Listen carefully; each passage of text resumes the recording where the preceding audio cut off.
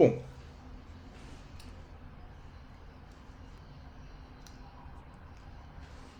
eu mencionei para vocês que antes de discutir as consequências das transformações de Lorentz, né, era importante nós sabermos como encontrar as transformações de Lorentz. E esse é o propósito dessa aula.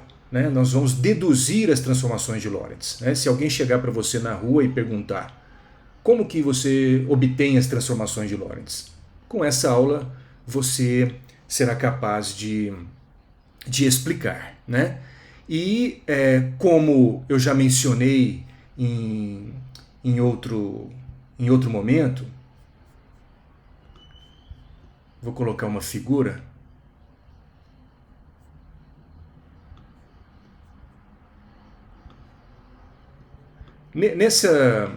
Nesse vídeo, nessa videoaula, né, você tem toda a dedução, mas eu quero construir com vocês agora. Tá? E aí tudo começa com a gente discutindo a existência, claro, de um referencial S, né, com os eixos X, Y e Z, né, destrógeno, a origem O. E tem um outro referencial inercial também, né, são referenciais inerciais. E esse referencial S' tem uma velocidade relativa V com relação a S. Claro, o que importa é a velocidade, é dizer que é uma velocidade relativa. Então eu posso muito bem considerar que eu tenho uma velocidade nesse sentido, né, uma velocidade menos V. Tá? Menos V. E esse, ou seja, é a velocidade menos V do sistema S com relação a S'. Tá? Mas como a primeira parte do que nós vamos apresentar, eu vou usar essa forma de percebermos a relação entre as medidas em S e em S'. Bom, e nós discutimos que, dado um evento físico que ocorre no espaço-tempo, né, numa certa posição do espaço e em um certo tempo, esse evento físico que ocorre aqui, ele ocorre a despeito do referencial que se usa para descrevê-lo. Né? Claro, não depende. Eu vou usar um referencial, posso usar o referencial S, ou eu posso usar o referencial S'. Né? E eu então vou poder descrever esse evento como as coordenadas. Em S, eu vou usar as coordenadas x, y, z e t. E em S', eu vou usar as coordenadas espaciais x', y' e z' e a coordenada temporal t', dado um certo relógio naquela localização, em repouso naquele referencial. Tá? Então eu tenho um observador em S' e tenho um observador em S. Muito bem, e a pergunta que se faz é: qual é a relação entre as coordenadas sem linha e as coordenadas com linha? Do estudo da relação entre esses dois referenciais, você encontra as transformações de Galileu, como nós fizemos numa aula anterior. E por trás dessas equações matemáticas, que são as transformações de Galileu, existe um princípio de relatividade, que é o princípio de relatividade newtoniano ou de Galileu, que diz que as leis da mecânica são as mesmas em qualquer referencial inercial. E nós vimos isso justamente para a mecânica, não para o eletromagnetismo. Agora, nesse estudo da relação entre esses dois sistemas de referência, nós podemos também encontrar, né, baseado nos postulados da relatividade especial, que são dois os postulados. O primeiro postulado é o de número 1 e o segundo postulado é o de número 2. O primeiro postulado é o da relatividade especial, propriamente dita, onde não só as leis da mecânica, mas as leis da física são as mesmas em qualquer referencial inercial. Né? Esse é o primeiro postulado. E o postulado 2 é o da constância da velocidade da luz no vácuo, em qualquer referencial inicial. E a partir desses postulados, nós encontramos essas equações matemáticas que fazem a transformação desse referencial para esse referencial ou vice-versa, que são as transformações de Lorentz, que é o objetivo da aula de hoje. Muito bem, então considere as transformações de Galileu, talvez seja importante escrevê-las. As transformações de Galileu são essas: x' é igual a x menos vt, dado que colocamos uma velocidade v na direção de x', eu tenho que y' é igual a y e que z' é igual a z. Bastava dizer isso, mas existe uma ideia por trás, que existe apenas um tempo, né? Então o tempo em S' é o mesmo tempo. Então, para descrever explicitamente essa ideia, dizemos que t' é igual a t. Pois bem, essas são as transformações e você vê que são equações lineares. São equações lineares. Eu não tenho um x ao quadrado, um y ao cubo, um logaritmo, uma exponencial, né, o inverso. Não. Equações lineares. X' com x, com t, com y, z e t. Né? E eu vou agora, para encontrar as transformações de Lorentz, nós vamos usar os dois postulados da relatividade especial e nós vamos considerar essa forma de equações lineares. E a justificativa virá em seguida. Então eu tenho um coeficiente que relaciona x' com x. Aqui são os índices, os subíndices 1 e 1. Aqui há 1, 2 relacionando com y, há 1, 3 com z e há 1, 4 com o tempo. Da mesma forma, eu tenho um y' que será um coeficiente qualquer, A2, 1, relacionado à componente x, 2, 2 a componente y, 2, 3 a componente z, 2, 4 a componente t, e o mesmo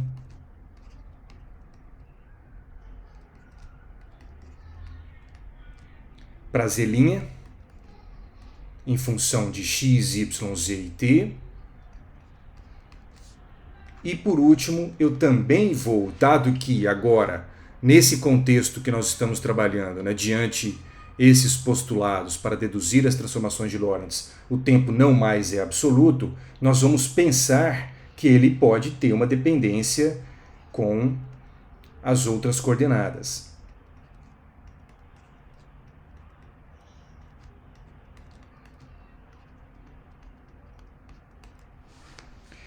Bom, são equações lineares, como eu acabei de dizer, enfatizei. E por que eu enfatizei isso? Por que eu enfatizei que são equações lineares, tal como aqui as transformações de Galileu também o são? Né? Porque elas precisam ser lineares. Elas precisam, dado que apenas quando são lineares é que eu tenho uma característica do meu espaço-tempo, que é a homogeneidade. A homogeneidade do espaço-tempo.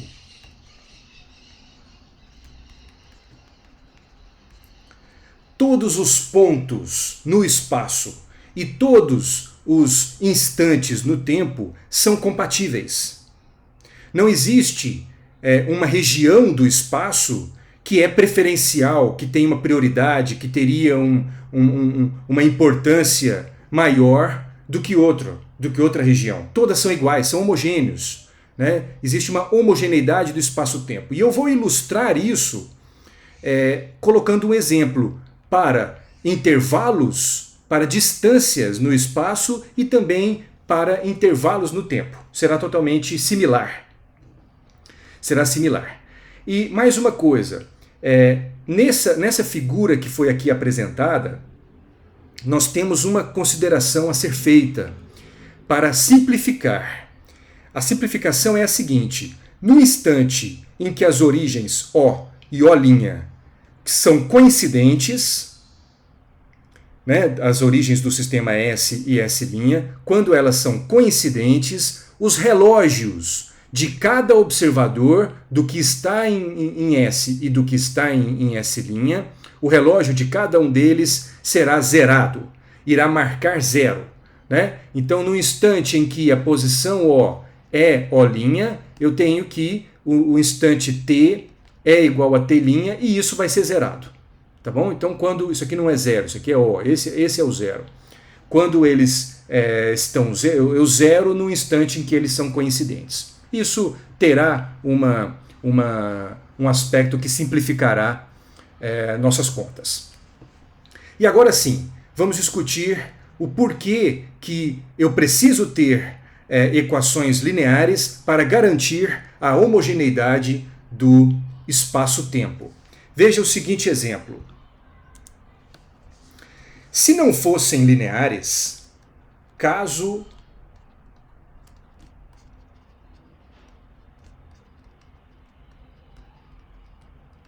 não fossem lineares, por exemplo, esse é só um exemplo de uma dependência de x'. Se x' tivesse uma dependência com x, mas não nessa forma de um x elevado à potência 1, ou seja, uma dependência linear, mas se fosse um x ao quadrado, uma dependência quadrática. Pois bem, numa situação dessa, x2' ele vai ser igual a A11 x2 ao quadrado, né? E x1' vai ser A11 x1 ao quadrado. De tal forma que se eu fizer x2' menos x1', isso eu poderei colocar o A11 em evidência e terei x2 ao quadrado menos x1 ao quadrado. Muito bem, até agora não consigo ver nenhum problema nisso. Mas agora note, se considere uma barra que tem comprimento unitário em S', ou seja, o comprimento em S' é igual a 1. 1 o quê? Qualquer unidade que você quiser. Pode ser 1 metro. Eu tenho uma barra, né? Se é uma barra, pensa numa barra de 1 metro. Então significa que x2 menos x1 é igual a 1. Agora, pense o seguinte, se as extremidades dessa barra estão em x2 igual a 2, seja lá qual for a unidade, se quiser escrever em metro, que seja metro, x2 igual a 2, x1 igual a 1, né? De tal forma que a diferença dá 1. Nesse caso, x2' menos x1', ou seja, o comprimento da barra em S', se aqui em S ele é unitário, onde ele está em repouso, aqui em S', como fica? Isso vai ser A11 vezes 2 ao quadrado, 4, menos 1 ao quadrado, 1, né? Isso dá 3. Então isso vai me dar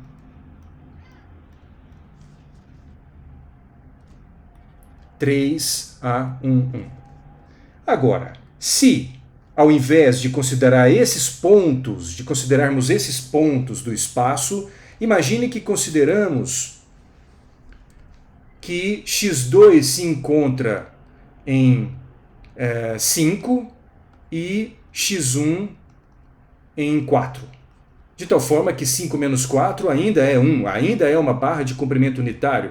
E você já viu o que eu quero mostrar. x2' menos x1' vai ser, nesse caso, aqui 25 menos 16, que vai dar 9.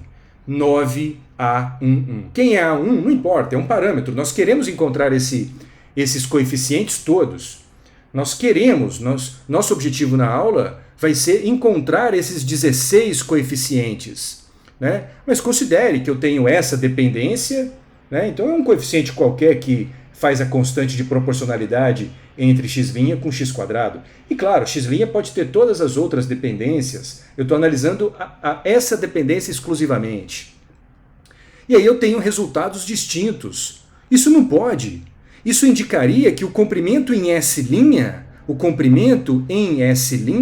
né, que é esse comprimento, ele dependeria de onde a barra estivesse no espaço. Se ela estiver nessa localização, o comprimento em S' é esse. Se estiver em outra localização, o comprimento é 3 vezes maior. Vocês perceberam, né, o problema. E com relação ao tempo, isso também se aplica, né? Se você, no lugar de considerar intervalos, ou melhor, distâncias, né, de tempo, um certo comprimento, se a gente considerar intervalos de tempo, considere o seguinte: eu tenho um relógio e aí aqui está o ponteiro do segundo e ele vem daqui até essa distância perfazendo, sei lá, 10 segundos, né? E se o ponteiro, no lugar de estar aqui, imagina que ele começa nessa posição e vai até essa, e também perfaz 10 segundos. Isso no sistema S e aqui também no sistema S.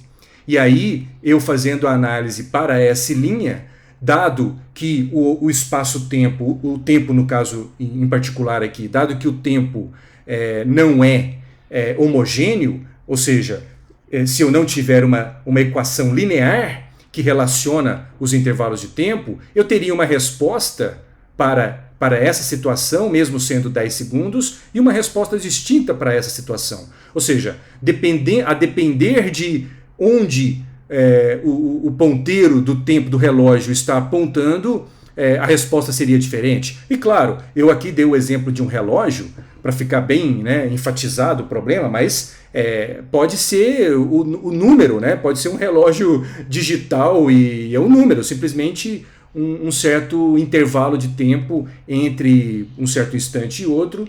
Em sendo intervalos iguais, a resposta em S' deve ser igual. Então, por isso tudo que foi dito, nós temos que garantir a homogeneidade do tempo e do espaço-tempo, e por isso as equações devem ser lineares. Tá bom? Isso tudo para justificar esse aspecto.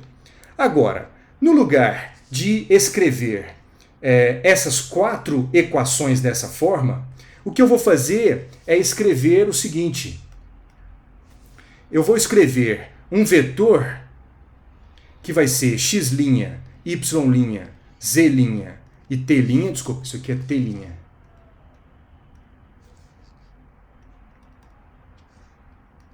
igual a uma matriz, que será uma matriz 4×4, vezes um vetor x, y, z e t. De tal forma que eu vou fazer o produto matricial dessa linha com essa coluna para me dar esse elemento, né? Esse segundo elemento desse vetor será a segunda linha com essa coluna e assim por diante. T' será a última linha com essa coluna. Ou seja, para eu encontrar essas 4 equações, né, eu preciso encontrar os 16 coeficientes e posso escrever isso na forma de uma matriz. Tá? Então agora, daqui por diante, se alguém perguntar para você na rua para que serve o uso de matriz, né? Bom, serve para muitas coisas na física, na matemática, e serve para você encontrar de uma forma bem interessante, encontrar as transformações de Lorentz. Agora de uma forma mais organizada, né? E transpondo daquelas 4 equações para essa estrutura matricial. Veja que eu estou chamando isso de representação matricial. E nós vamos utilizar uma característica de matrizes para fazer essa dedução.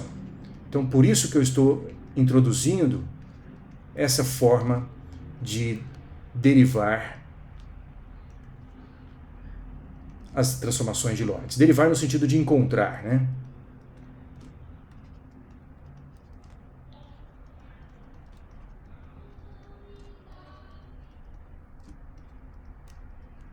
Então você vê os termos na diagonal, são A11, A22, A33. Essa é a linha 1, então os subíndices designam, né, determinam aqui a linha, né, linha 1, coluna 1, 2, 3, 4. Né? Isso no produto matricial com um vetorzinho que é x, y, z e t. Para você que já conhece notação de quadrivetores, uma nota, isso aqui não é notação de quadrivetores, né? A matriz que será encontrada não é a transformação de Lorentz para a notação de quadrivetores. Esses vetores, eles não se transformam como quadrivetores que tem toda uma álgebra baseada justamente no postulado nos dois postulados, né? Mais especificamente no postulado da constância da velocidade da luz no vácuo. Para você transformar isso em quadrivetores, né, a gente precisaria manipular, fazer poucas coisas aqui, né, nesses vetores para construir o quadrivetor. Mas eu vou manter essa estrutura matricial mesmo não lidando com quadrivetores, apenas para encontrarmos as equações de transformação de Lorentz. Essa matriz nós chamaremos de lambda, matriz lambda. E você vê, portanto, que eu preciso encontrar 16 coeficientes. 16 coeficientes. E a ideia agora é como fazer isso, né? Como que a gente vai deduzir isso? Veja o seguinte, naquela figura que eu vou colocar novamente,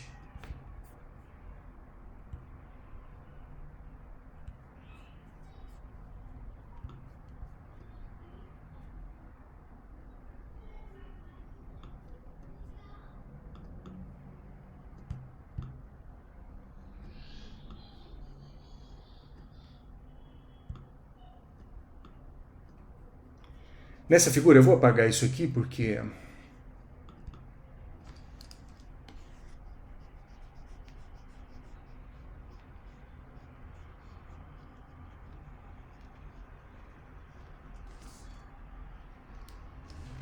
para ganhar espaço.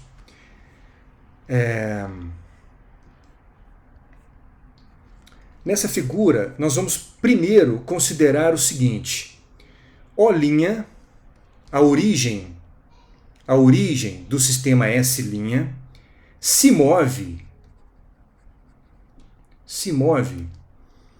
ao longo do eixo X.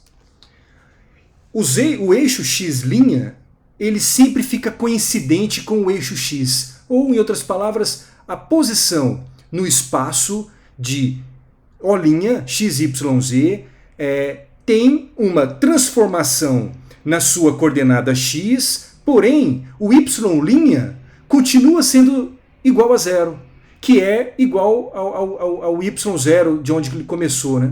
O z' continua sendo zero, que era a mesma coordenada de quando O' estava no tempo t igual a zero, né? E se você pegar qualquer outra posição do sistema S', as coordenadas em y e em z se manterão as mesmas. Tudo isso para dizer algo que pelo desenho já pode ser bem intuitivo, que y' será igual a y. A coordenada de um ponto qualquer, né, no sistema S', que está lá, né, descrito, que descreve a posição em S', à medida que S' se move com relação a S, né, o valor em y da descrição daquele ponto será o mesmo. Y' é igual a y.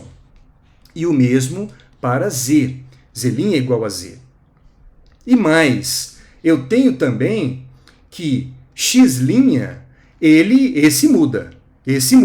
Né? Esse tem, diante aquela equação que nós já apresentamos, o coeficiente que multiplica x é A11. Então eu posso escrever que ele é A11 vezes x. E a posição x' também depende do tempo. Com o passar do tempo, eu tenho uma certa dependência. Eu até sei que a dependência vai ser com v, a velocidade, vezes o tempo. Então esse A14 eu já tenho uma ideia do que ele pode ser, né? Então aqui eu relaciono x' apenas com x e t e não com y e z. Y e z são aqui espectadores para as transformações de Lorentz que estamos vendo agora. E t'? T', ele em princípio tem no caso geral, né, ele tem aqui uma dependência com x, y, z e t. Mas nós podemos usar uma outra característica do espaço-tempo, que é a isotropia. Isotropia do espaço. Imagine que você tem uma certa posição, o S' está em movimento e você está pensando num ponto que, no relógio, o relógio está nessa posição em y e está na mesma posição em menos y. Né? Então, daqui, da origem até essa posição, em módulo, é igual a da origem até essa posição. Aqui eu vou denotar por mais y, para deixar bem caracterizado, né? E aqui por menos y. Menos y. Imagina então que você tem um relógio em mais y e outro em menos y. Se o tempo em linha tivesse uma dependência com y, né, ele daria uma resposta se o relógio estivesse nesse local ou nesse local, dado que o movimento é apenas em x, daria uma resposta diferente. Isso mostraria que o espaço não seria isotrópico, ele tem que ser simétrico em relação a toda essa circunferência perpendicular ao eixo x. Tanto falando em y mais, y menos, quanto em z mais, z menos. Né? Se você coloca relógios de forma simétrica, não há como ter uma resposta diferente para medir o tempo, t', se você coloca o relógio em mais y ou em menos y. Com isso, você elimina a dependência com y e z do t'. Então, ele terá apenas as componentes em x, a dependência com x, é esse coeficiente A41, e o coeficiente A44 para o tempo. Então veja que agora eu consegui eliminar alguns por simetria, por utilizar o fato de que a velocidade está ao longo de x' e também, para facilitar a vida, nós consideramos que quando as origens são coincidentes, o tempo está zerado, né? Para o t igual a t' igual a zero, naquele instante. E aí eu descubro essas 4 equações, simplificando enormemente aquelas 4 equações originais com todos os 16 coeficientes. De tal forma que eu posso escrever a minha matriz lambda como sendo A11, 0, 0, A14. E aqui 0, 1, 0, 0, 0, 0, 1, 0, e aqui A41, 0, 0, A44. Ou seja, dos 16 coeficientes que gostaríamos de encontrar da matriz lambda, já encontramos 12. Faltam 4 coeficientes apenas. Com essa simples consideração, já eliminamos 12 dos coeficientes. Pois bem, mais uma consideração. A origem O', ainda sobre a origem O'.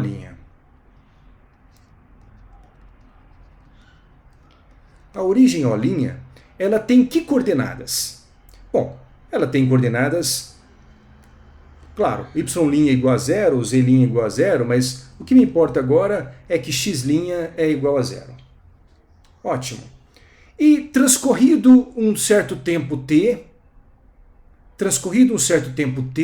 né?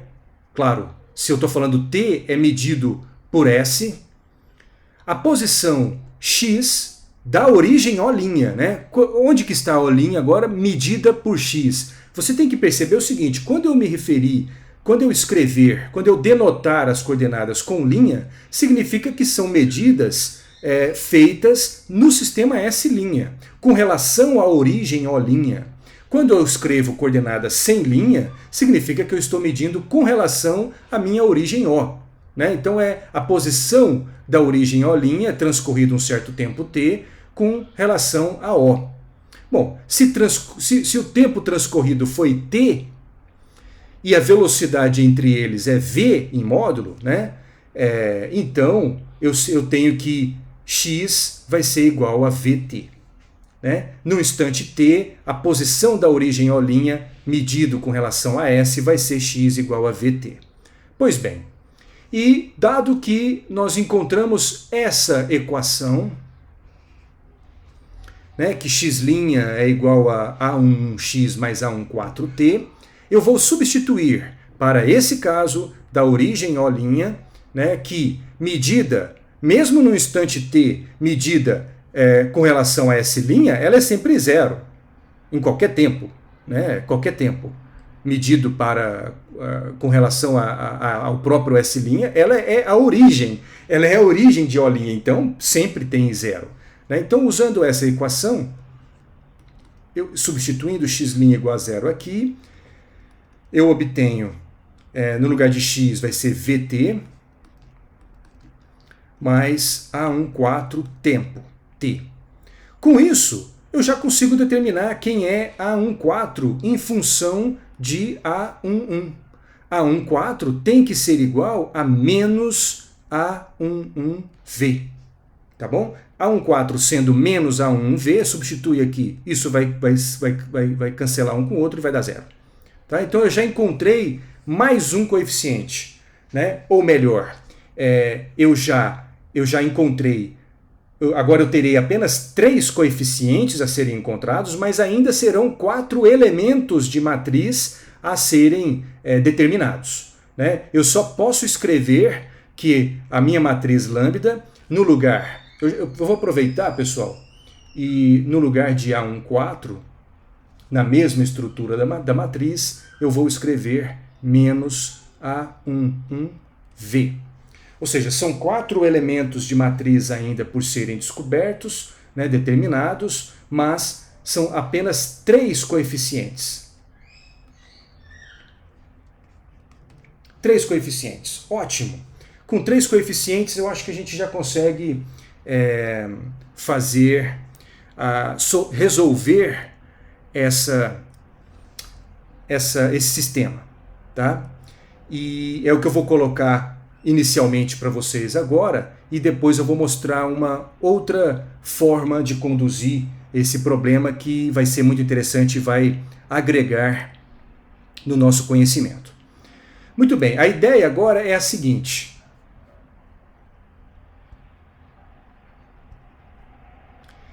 Dado que nós temos pelo postulado 2 da constância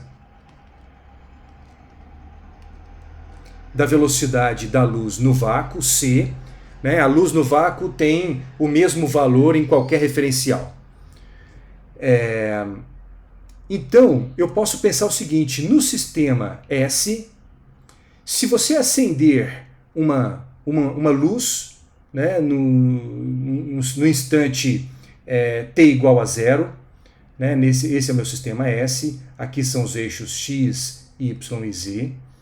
Transcorrido um certo tempo t, eu terei, para descrever a propagação da onda eletromagnética, eu vou usar a equação de uma esfera. Né? Então, do ponto de vista do referencial S, eu tenho que x ao quadrado mais y ao quadrado mais z ao quadrado será igual ao raio dessa esfera ao quadrado. Pois bem, e qual é o raio? O raio, se tivermos a passagem de um tempo t, o raio e a luz viaja. Olha a constância da velocidade da luz no vácuo, né? Se a luz viaja a uma velocidade c, essa distância em módulo, né, vai ser ct. ct, o raio vai ser ct. Né? Dado um certo tempo, viajando a velocidade c, vai ser isso. Tá bom? Ou, se você passar o tempo para o outro lado, né, dado que a velocidade c vai ser o raio dividido pelo tempo. Tá bom? Então o raio é ct, e daí eu posso escrever essa equação como c ao quadrado, t ao quadrado. Ou seja, eu tenho aqui uma equação que relaciona x, y, z e t. Pois bem, agora, pensa no seguinte, postulado 1. as leis da física são as mesmas em qualquer referencial inercial. E postulado 2, a velocidade da luz no vácuo é a mesma em qualquer referencial. Ou seja, naquele instante que t igual a zero, t' é igual a zero também, e você tem que as duas origens, O e O', são coincidentes. Nesse instante, acendeu essa luz. E você agora tem o referencial S', com seus eixos, e do ponto de vista do referencial S' tem uma velocidade com Y, quer dizer, com S, eu sei, mas do ponto de vista de S', quando o tempo foi zero, surgiu uma luz. E para esse referencial, essa luz também viajou, se propagou, e num instante T', num certo instante T', a equação que vai descrever a posição dessa luz, que vai para todos os lados de forma isotrópica, né, a equação será x' ao quadrado mais y' ao quadrado mais e' ao quadrado igual ao raio linha ao quadrado. E o raio linha ao quadrado, como a velocidade é a mesma, vai ser a velocidade c multiplicada pelo tempo t', porque eu estou no referencial S', isso ao quadrado. Então é c ao quadrado, t' ao quadrado. Pois bem, então eu tenho que isso deve valer para S e isso para S', né? Não tem nenhum mistério aqui. Não tem nenhum mistério. Dado que você está se baseando nos postulados da relatividade especial de Einstein, é isso que você encontra como resultado. Bom, e se você substituir quem é x' do slide anterior, da página anterior? Era A11, A11 vezes x mais A14 vezes t. Só que A14 é menos A11 vezes v. Então você pode colocar A11 em evidência e abre parênteses, vai ser x menos vt. Então A11 x menos vt. Essa é a equação para x. Para y era simplesmente isso. E para z, isso. E para o tempo t' vai ser A41 em x e A44 em t. Essas são as equações das transformações de Lorentz por hora, né? Nós já conhecemos tudo isso, mas ainda preciso de 3 parâmetros. Agora, substituindo essa equação na equação de onda e essas outras 3 também, o que eu obtenho? Eu vou ter A11 ao quadrado vezes x menos vt ao quadrado, mais y' é y, então aqui já fica y ao quadrado. Veja que agora eu estou com, dentro desse parênteses, não tem linha. Eu estou usando a relação de linha com sem linha. É isso que faz as transformações de Lorentz. É isso que faz as transformações de Lorentz. Eu transformo a descrição de qualquer coisa, de qualquer evento físico, de um referencial para outro referencial. É tão somente isso o significado físico das transformações de Lorentz. E z' é igual a z. Então z' ao quadrado igual a z ao quadrado. E isso vai ser igual a c quadrado, t'. T' vai ser A41x mais A44t, isso tudo ao quadrado. Bom, vamos lá.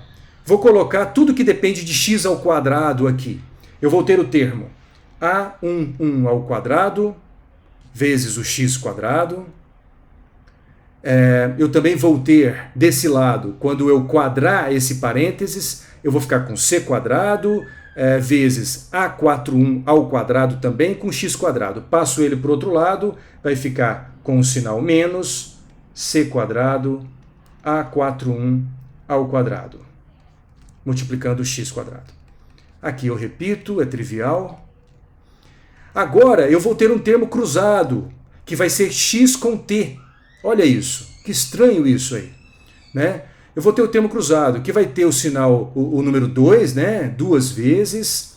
Vai ter o menos, que eu já coloquei fatorizado, né? Já coloquei um fator aqui em evidência. E aí o termo vai ser V vezes A11 ao quadrado. E o outro termo será quando eu fizer o termo cruzado. Aqui vai ser 2 vezes A41, A44 vezes xt. Né? O xt eu vou colocar aqui. Né? E vai passar para o outro lado. Ainda tem que levar em conta esse c quadrado. Então, como eu vou ter aqui, vai ficar um termo positivo, quando ele passar para o outro lado, é negativo, mas eu coloquei o menos em evidência. Então, aqui eu vou ter um mais c ao quadrado, A41, A44, vezes xt. Tá? Isso igual a... O termo agora com t ao quadrado. Vou colocar esse primeiro, que está mais evidente. Vai ser c quadrado, A44 ao quadrado, vezes um t ao quadrado. E esse termo que vai me dar um v ao quadrado positivo, v quadrado t quadrado, multiplicando com A1 ao quadrado, passa para o outro lado, ele estava positivo aqui, passou negativo. Então, menos v quadrado A11 ao quadrado. E com isso, eu já consigo mostrar para vocês o seguinte. Eu tenho 3 equações. Eu vou ter A1 ao quadrado menos c quadrado A41 ao quadrado. Isso tem que ser igual a 1. Ótimo. Esse parênteses, vou colocar essa canetinha laser aqui. Esse parênteses tem que ser igual a 1. Porque essa equação tem que ser igual a essa. Diante, né, essas transformações de Lorentz que nós estamos fazendo. Aqui deu certo, y quadrado com z quadrado. Esse termo que multiplica xt, esse parênteses tem que zerar. Então, eu tenho uma outra equação. V A1 ao quadrado mais c quadrado A41 ao quadrado... Não, ao quadrado não. A41, A44. Isso tem que ser igual a zero. E mais, esse parênteses tem que ser igual a c ao quadrado, ou seja, c quadrado A44 ao quadrado menos v quadrado A11 ao quadrado tem que ser igual a c quadrado. Tenho 3 equações. E quantas incógnitas eu tenho? Eu tenho a incógnita A11, A41 e A44. Aqui é A11 também, viu? Tá meio ruim de enxergar, mas é A11.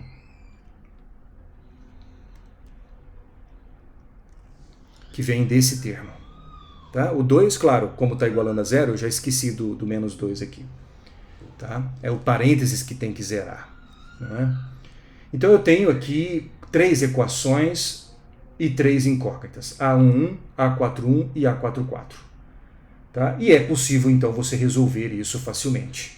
Tá? Você tem várias formas de você resolver isso. 3 incógnitas e 3 equações que são linearmente independentes. Mas eu quero mostrar uma outra forma de resolver isso, que é a forma matricial. A forma matricial. E aí eu vou lançar mão do seguinte aspecto. Nós encontramos esse resultado para essa estrutura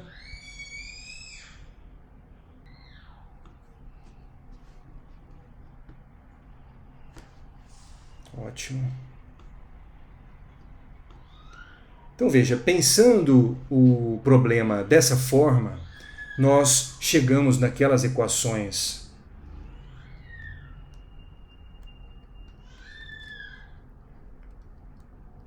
de Lorentz, que são essas aqui.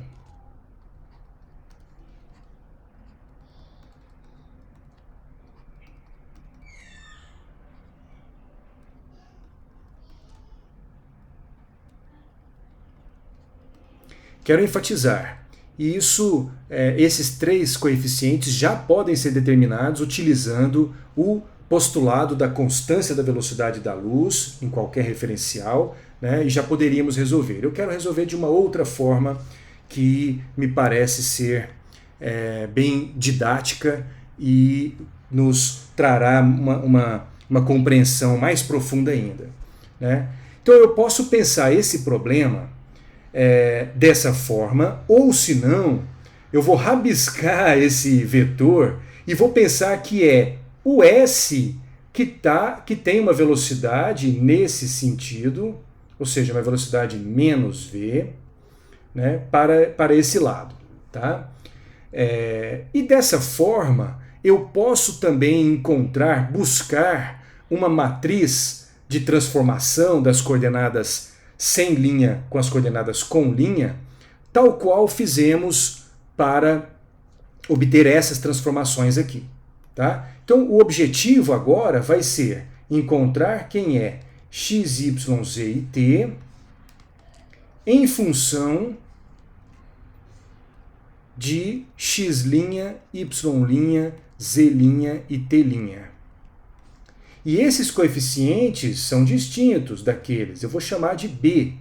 B11, B12, B13, B14 e assim por diante. Aqui um B22, B33, B44, né? B41, B42, B43 e aqui também, só que não vou escrever. Tá? Então eu posso pensar o mesmo tipo de problema. E fazendo dessa forma e resolvendo tal qual já fizemos, nós vamos obter as equações de transformação inversas.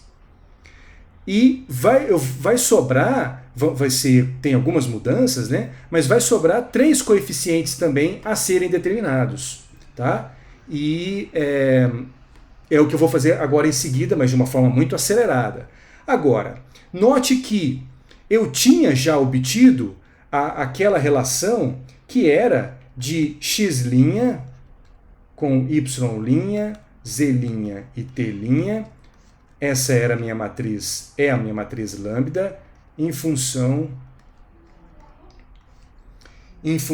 de x, y, z e t. Agora, eu acabei de escrever esse vetor x, y, z e t em função de novo desse cara. Se você então substituir, no lugar de escrever esse vetor, eu escrever que ele é o produto dessa matriz, que eu vou chamar de lambda pequenininho. Aqui um lambda grande e lambda pequenininho. Vezes esse vetor, eu vou ficar com o seguinte resultado. Eu vou ter que x', y', z', t' é igual a matriz lambda vezes a matriz lambda minúsculo. Eu vou colocar ela um pouquinho mais larga para você saber que é uma matriz. Vezes, de novo, eu estou usando aqui, ó, esse vetor é igual a essa matriz, e no lugar desse vetor vai ser o produto dessa matriz com esse vetor. Já escrevi a matriz B, né, que é a matriz lambda pequeno, e esse vetor é o próprio x', y', z', t'. Ou seja, tudo isso para dizer o seguinte: o produto de lambda com lambda é igual à identidade. E isso também é igual a lambda minúsculo vezes essa lambda. Ou seja, essa é a inversa dessa matriz. Tá bom? Então, essa matriz que nós vamos fazer a conta rapidamente para obter equações de transformação, tal qual obtivemos para cá, essa matriz lambda minúsculo tem uma relação com essa lambda. Qual é? Elas são inversas, uma inversa da outra. Tá? Tá. E aí, se a gente faz as mesmas considerações, eu vou voltar aqui nesse slide para dizer que nós vamos fazer o mesmo tipo de consideração, de pensar que o O' se move ao longo do eixo X, só que agora eu vou falar O se move ao longo do eixo X', nessa direção para cá, mas isso não importa. Ela se move e com isso nós resolveremos 12 dos coeficientes B, e ficarão apenas 4.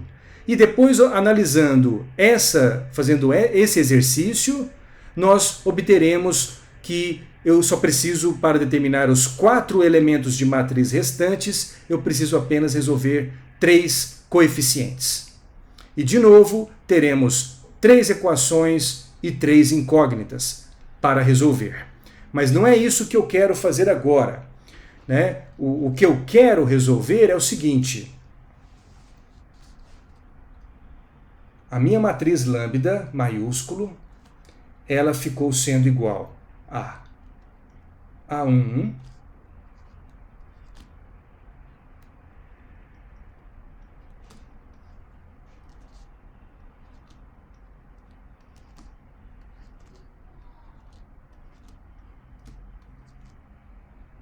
e aqui A4100 A44. E a matriz lambda que você faz da mesma forma que já fizemos, e recomendo você a fazer, lá naquela demonstração que está disponível para vocês, você vê, a gente faz esse exercício agora. Né? Só agora que eu não vou fazer. E para cá eu vou ter B1100B. Esse B14 ele vai se transformar em B11V. Veja que tem uma diferença de sinal. Onde eu tenho V, vai ficar menos V. E aí menos com menos fica mais V. A mudança vai ser sempre essa. Tá? Eu troco o que tem linha por sem linha, né? E o que não tem linha eu ponho linha, e troco o que tem V por menos V. Mas isso vai ficar mais claro adiante.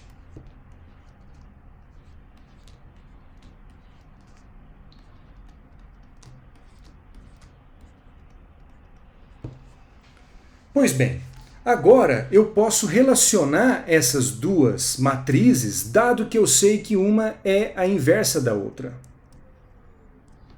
E aí eu vou fazer um produto matricial. Se eu fizer o produto dessa vezes essa, isso tem que ser igual. Então pensa, eu vou apagar esse e isso.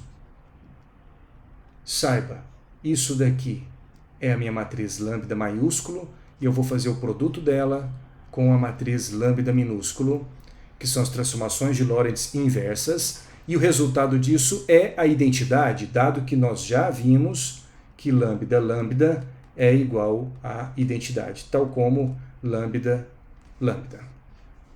Tá? Então isso vai ser igual a 1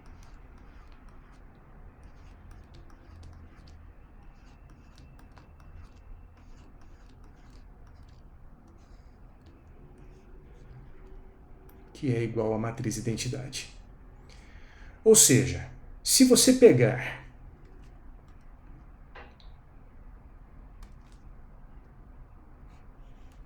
essa linha vezes essa coluna, isso tem que ser igual a esse número 0. Tá? Então isso vai me dar a seguinte equação. A11, B11V, tá vendo? A1 com B11V, menos A11, B44V. Isso igual a 0. E daqui, você vê que eu tenho A11V, A11V, então daqui eu tiro que B11 é igual a B44. Isso aqui implica que B11 é igual a B44. Ou seja, aqui na hora de escrever essa matriz, eu já vai ficar escrito como B11.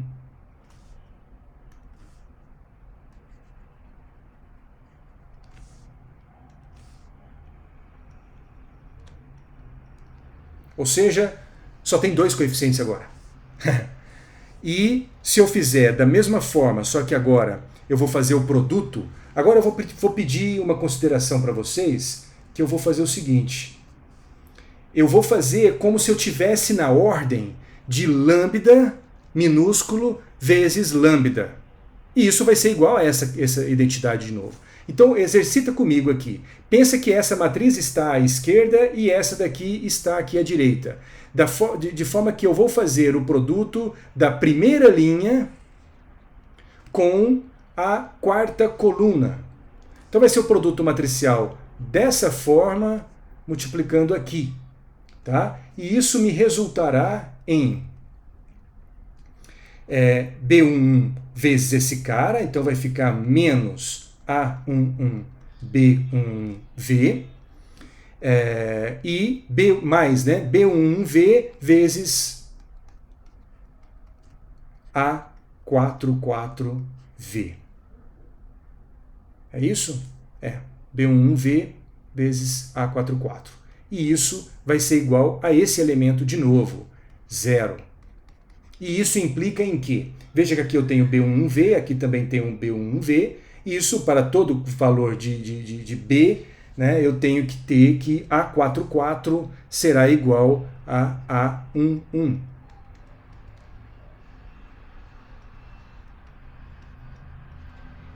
Tá? Então, nessa matriz,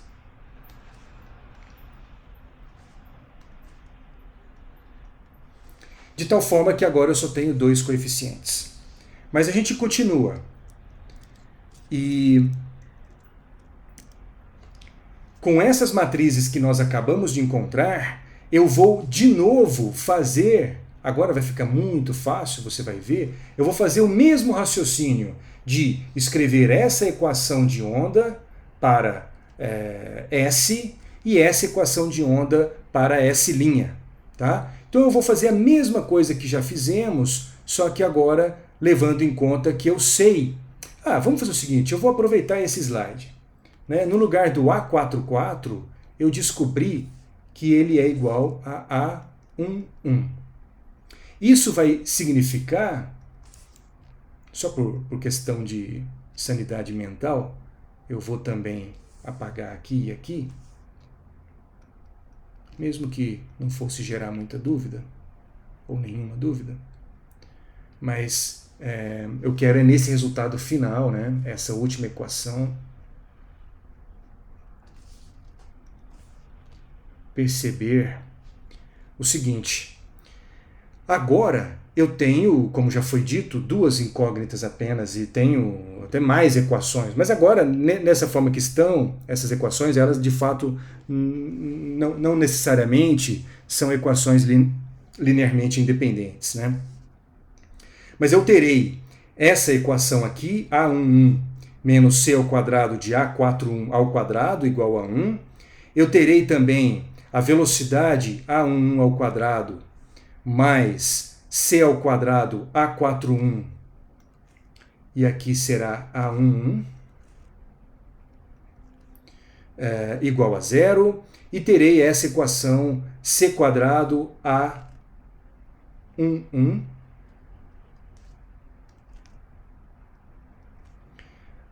ao quadrado menos V quadrado A11 ao quadrado igual a C quadrado. Pois bem, com essa última equação,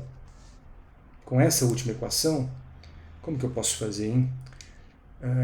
Já sei, eu vou tirar uma foto.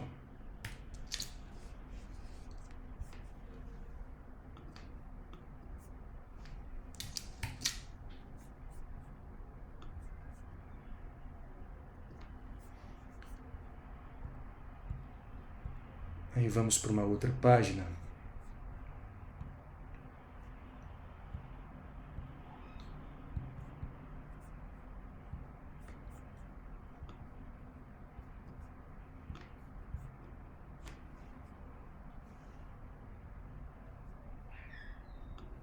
Tá, então essas são aquelas 3 equações que eu mencionei, e da última delas, nós podemos encontrar o seguinte resultado. Eu posso isolar o A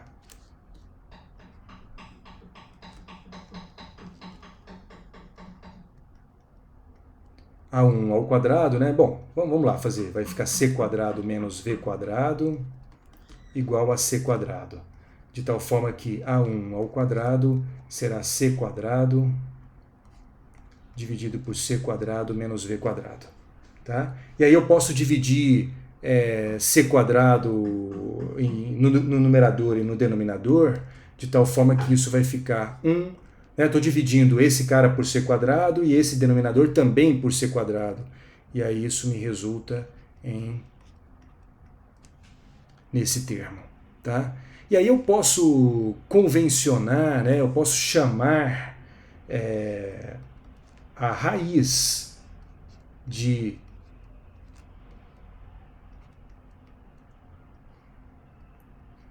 Eu posso chamar lambda de 1 sobre a raiz de 1 menos v quadrado por c quadrado, de tal forma que A11 ao quadrado seria gama ao quadrado, né? Ou eu posso escrever, e aí aqui vai ser poderia ser A11 igual a mais ou menos gama, mas de acordo com os sinais que nós estamos utilizando, ele será positivo. A11 é igual a gama, tá?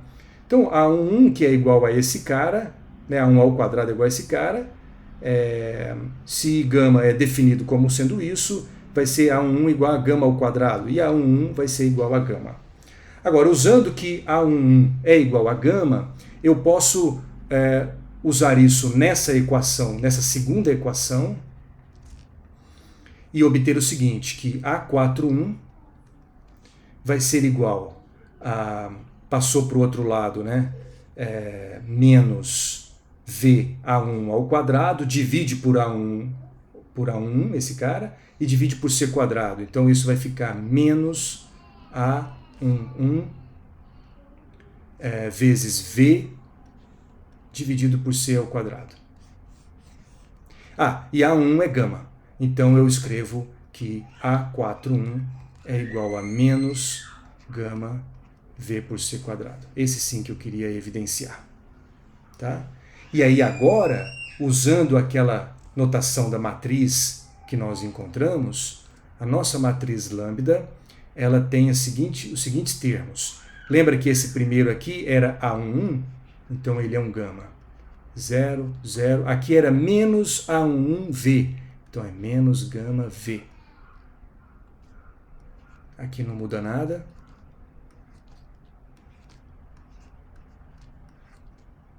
E aqui era o A41, que é isso.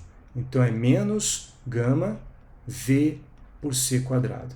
Aqui é 0, 0. E aqui é o A44, que encontramos que era igual a A11. E A11 é o gama.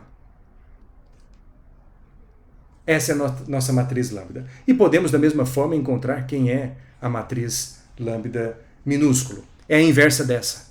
Tá? É a inversa dessa. E ela nos dá as transformações de Lorentz inversas.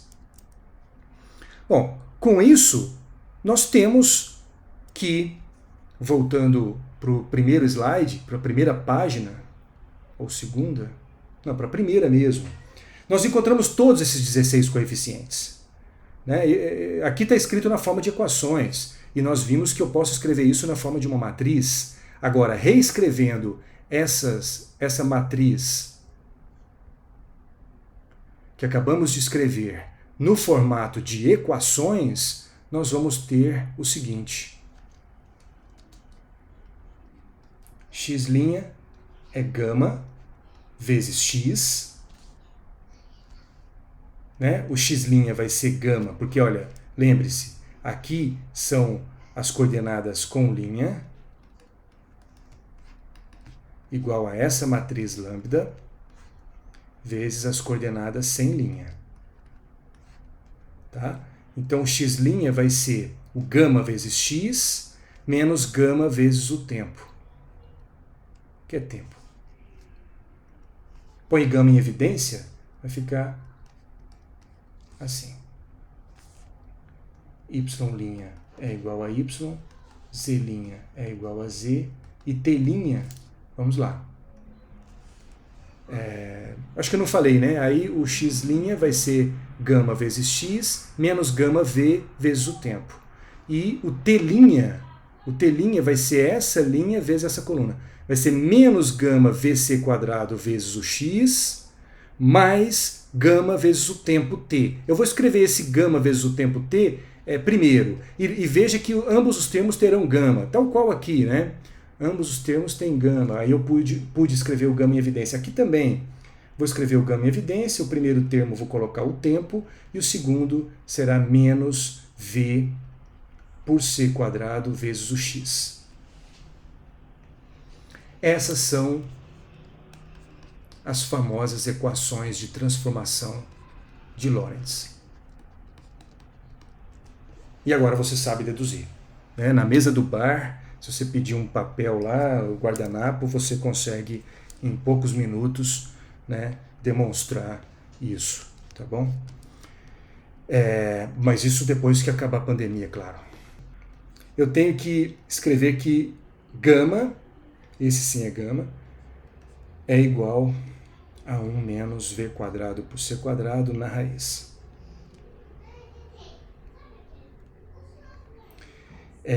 E aí eu quero fazer o seguinte, nós sabemos que para baixas velocidades, o que você espera? Você espera que você obtenha, as transformações de Lorentz sejam reduzidas nas transformações de Galileu. Né? Então eu obtenha as transformações de Galileu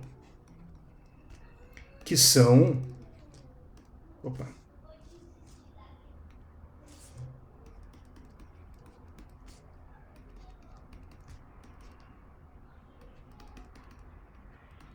E por completeza nós escrevemos que o T' também é igual ao tempo.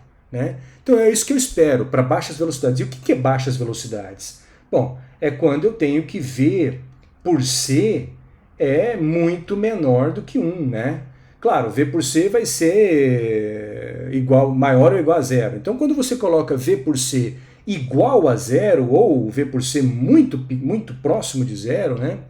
E lembre-se que mesmo para a velocidade do som, nós encontramos algo que era, sei lá, se alguém conseguir encontrar aí, era 0,000, não sei quantos zeros que tinha, para ter alguma coisa aqui, algum termo que diferisse de zero, né? Ou seja, então eu colocar V por C igual a zero nos leva ao limite, ou V por C tendendo a zero. Agora, primeiro eu coloco V por C nesse caso, né? Ou seja, se eu fizer beta... igual, isso aqui é beta, né? É a velocidade relativa a C. Se eu fizer beta igual a zero, isso me leva a um gama que será quanto? 1. Né? O gama vai ser 1. Então, dessa equação aqui, direto, eu já obtenho, ó, x' vai ser igual a x menos vt. Y', z' é trivial, e t', gama é igual a 1 nesse caso. Gama é igual a 1. Então vai ser t' igual a tempo, e v por c é muito pequeno. Só que ainda estou com um c ao quadrado, né? Então isso aqui também vai zerar, né? E aí o t' simplesmente vai ser igual ao tempo. Ou seja, aqui o que é importante você pensar é o seguinte, no contexto, no domínio, veja a importância daquela primeira aula, onde eu discuti os domínios da mecânica. Né? A mecânica clássica, ela descreve muito bem os fenômenos de mecânica para baixas velocidades. E nós discutimos o que era baixas velocidades, comparados a C. Né? Então, mesmo um avião viajando a velocidade do som, ou a 2, 3, 4 vezes a velocidade do som, sei lá, Mach 2, Mach 3, Mach 4, ainda assim a velocidade é considerada baixa. Eu vou ter um V por C muito pequeno. E aí você cai que as transformações de Lorentz podem ser escritas, elas se reduzem às transformações de Galileu. Então estava tudo certo lá na mecânica. Né? Ela descreve muito bem. Apenas quando V por C estiver próximo a C, ou quando, vamos lá, não preciso de próximo, eu vou resolver um problema mais adiante para vocês, que quando beta, né, for, sei lá, da ordem de 0,1 de C, né, ou melhor, então aqui a velocidade, né, aqui beta igual a 0,1, ou V por C igual a 0,1, ou ainda V igual a 0,1C. Quando eu tiver aqui uma velocidade 10% de C, daí qual é o erro de considerar isso daqui, né? Em x? Né? Qual é o erro da transformação para x' de eu desprezar esse fator gama aqui? Tá? Ou quando o beta for 5%, né? Quando a velocidade for 5% de C, beta 0,05. Qual é o erro? E assim por diante.